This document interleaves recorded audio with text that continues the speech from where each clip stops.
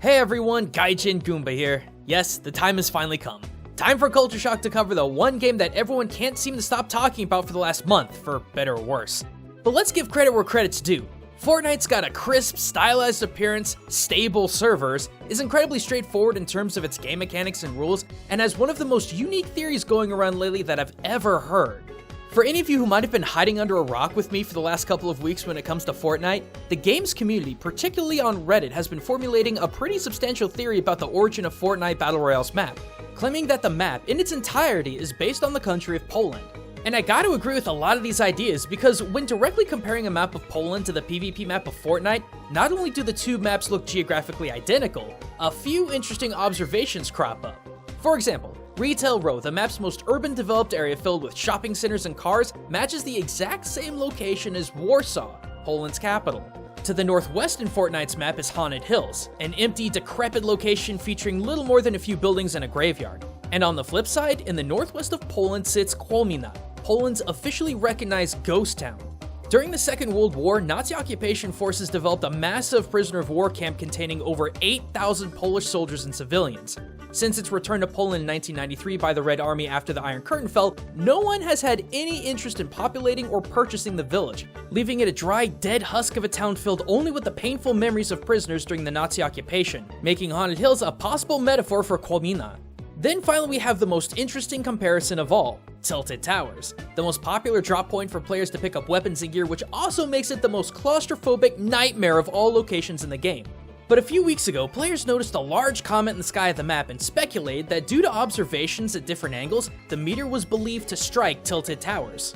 For more information on that theory though, check out MatPat's video on it. He gets pretty deep in the science of the comet, the Morse code theory, all that good stuff. But what MatPat didn't mention in that video was, again, when layering Fortnite's PvP map over Poland, Tilted Towers lines up very closely to a city called Poznan. And Poznan houses the Morasko meteorite reservation on its northern edge, which contains 7 meteorite impacts that are believed to have hit over 5,000 years ago. The timing might be a millennia apart, but the symbolism is definitely there.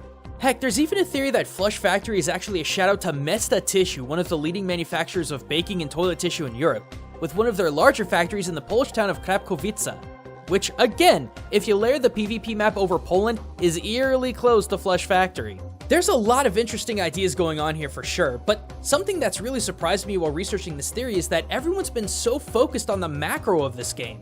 The map, its locations, the meteor's trajectory to Tilted Towers, overlapping locations to Polish towns. But no one's really focused on the micro. Local flora, fauna, architecture, monuments, cultural takes on modern conveniences. Everyone seems to be spending so much time with their heads literally in the clouds that it's left me wondering what sort of evidence, if any, resides in the minute game assets to prove whether or not Fortnite takes place in Poland. So I figured now's as good a time as any to pull out my magnifying glass and see what I could find. But seeing as Fortnite's Battle Royale mode can have you killed faster than you can turn around, I had to fall back on the PvE Save the World campaign in Fortnite. Yes, Fortnite not only has a PvE mode, but it's Fortnite's core game mode, filled with different environments, maps, and hopefully enough evidence to finally prove or disprove the theory that Fortnite is in Poland, cause it sure ain't Jupiter. But before I start digging into my own theories on this game, I need to make a quick preface. I have very little experience with Poland or the Polish language, as I'm sure my previous pronunciations have proven. But I've been culturally analyzing for well over 6 years now, and in that time I've learned a few tricks when researching cultures and countries I know very little about. Such as the first thing I started looking into in Fortnite's maps were signs. You know, like traffic signs. Because while signs may not have much in the way of linguistic or cultural relevance, they are definitely fingerprints for determining a country of origin. For example, a pedestrian sign in Japan, Indonesia, and the US are all completely different. And lucky for me, Fortnite is peppered with street signs. All in all, I found stop, water's edge, pedestrian crossing, no parking, school zone, no U-turn, and slow signs, and there's likely even more that I missed. But how do they stack up with their Polish equivalent? Well, it was actually mixed at best. Firstly, the pedestrian sign at its base did match up to not only Polish signs, but others from around Europe. However, the only sign I could find that had the red outline with a human figure walking the crosswalk was from France. No dice there. While the slow sign, no parking sign, and school zone sign were straight up American, so that didn't work either. But the stop sign, no U-turn sign, and a new one I found, a no open flame sign, surprisingly matched references I found in their Polish equivalents, though they were also identical to American counterparts. The final sign though, the water's edge sign, also matched a Polish reference I found, but the difference in color didn't quite have me convinced. Nothing was uniquely Polish, but it wasn't purely American either. There was a lot of European influence. So I moved on to the next subtle clue of country differentiation: cars. Cars can be a big indicator of cultural uniqueness, not only in their domestic design, but also things like license plates and side-of-road preference can really narrow it down. And in Fortnite's case, the cars are parked or abandoned on the right side of the road, which knocks the UK and a few other countries off the list. But then there's the matter of license plates, and this was also a rather mixed bag. Plenty of cars in Fortnite have American-style tags complete with colored sections for state names in the top center and colors to represent registration stickers on the top right. However, there are also other cars that had obviously European license plates. Telltale signs of this were the fact that the tags were thinner, they had no stickers, and were exclusively black text on a white background. But the biggest clue was the number of characters on the license plate: 3, then 4, making 7. But now came the question of what country could these tags come from? Now, it couldn't be English, because English cars are required to have white tags in the front and yellow tags in the back. It couldn't be French either, considering how many more characters are used in their plates, and it couldn't be German, considering Fortnite's European car tags lack registration and safety seals that are required for German tags. But you know what European country does follow the 7-character white back tag format without a lot of stickers? Yep, Poland. I was getting closer. I kept searching through the game's maps looking for any other small detail that would be territorially unique, specifically Polish unique. Emergency vehicles, public utilities, all these things can have very specific appearances when it comes to individual countries. And while the fire, police, and EMT vehicles in Fortnite were very American looking, plenty of other things were definitely looking European. Bathrooms were labeled as water closets with the letters WC, fire hydrant designs that were far more reminiscent of European hydrants than anything I've seen in the States, and telephone booths, one of the few things that actually has legible writing in this game, had the spelling Telefon instead of the English Telephone.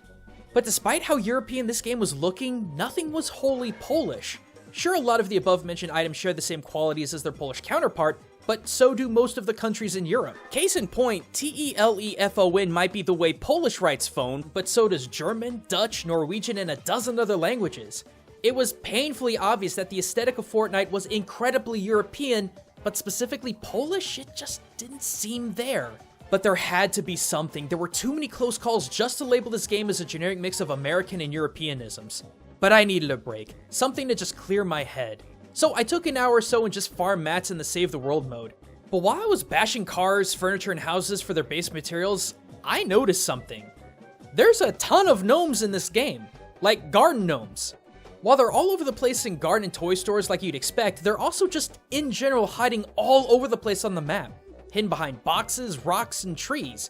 Heck, there's even a daily quest to hunt these little hidden buggers down and bash their wooden heads in. Not to mention, on occasion, they drop rare building materials which nothing else does. And this isn't just a PvE mode thing either, finding these little buggers is a part of PvP as well.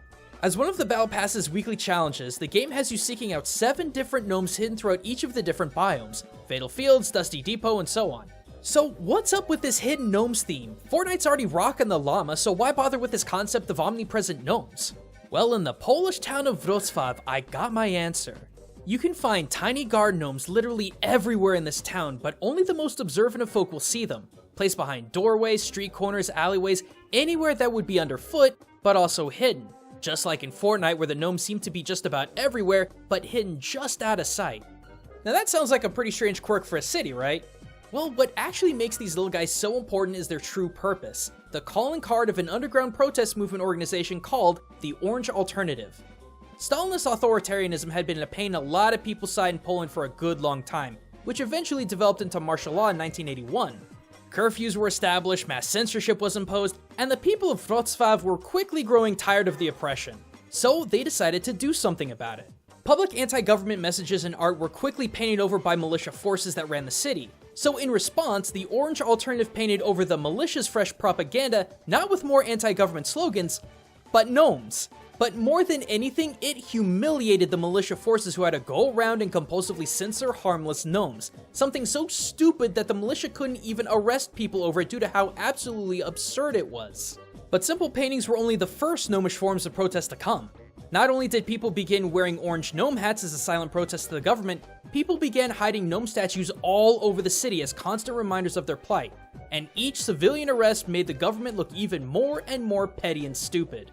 In 1989, the communist regime finally died away, and in honor of the little people that helped bring change to Poland, Wrocław continues to celebrate the gnomes that helped fight for their freedom by showcasing the various gnome statues that have been found.